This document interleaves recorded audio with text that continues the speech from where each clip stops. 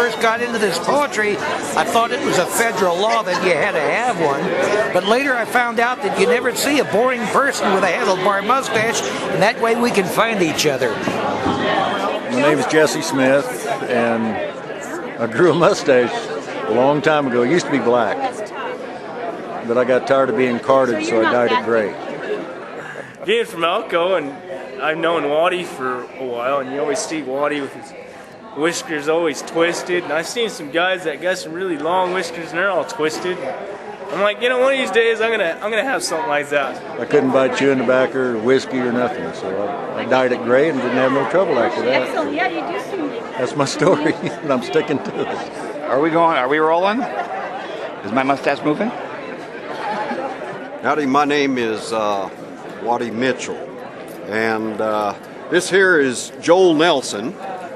And Joel Nelson is a hero of mine, and he grew a mustache back in the 50s, I think, and I was, of course, not born for another 30 or 40 years. And he's been my hero, so I grew one. Mustaches are almost kind of a tradition in cowboy culture, if you look back. And then the cowboy culture really isn't that old, after Civil War.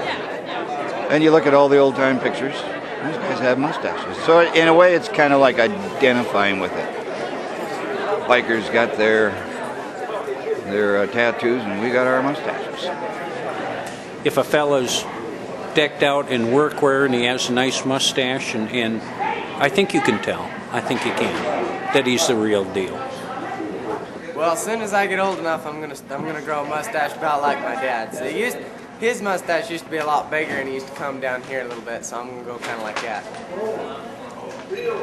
Till it all turned gray, then I had to trim it up a little bit.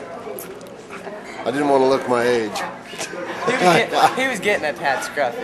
Ah, yeah. I grew it for a very functional reason. People think you're showboating and trying to show off and get attention, but I've grown this wide handlebar mustache as an early warning system when somebody's in my airspace. That's why I have it. Very functional. If you eat, you leave what's in there, because 2 hours later you got snacks, munchies.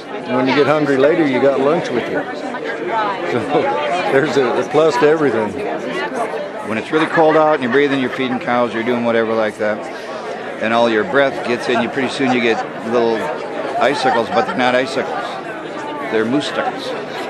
Everything that you need to know about a mustache comes already built in. If your mustache gets unruly, see. Taking care of it is quite easy at home. You get dirt in it for about 3 days and build an armature, and it holds good. When you have to go to town, you wash it out, and then it takes a while to set up. I wax mine on occasion. I use Pinaud's. That's what I do too. I waxed it like last night. I was in here and I had mine waxed. That stash wax, it says on the back running under hot water and this and that. And it don't do no good. I usually what I've done, and it really works, is you get it in your fingers and you just kind of get the friction going and warm it up, and then I rub it in, and that seems to hold pretty good. Now, what about kissing girls with those mustaches? Oh, I always make sure they shave first. Never kiss a gal whose mustache is prettier than yours. That's another rule. Do you ever let people touch your mustache? Do I ever let people? Pretty girls can touch it at will, but men cost money. Yeah. What's it feel like to kiss a girl with a mustache? I've never kissed a girl with a mustache. Good.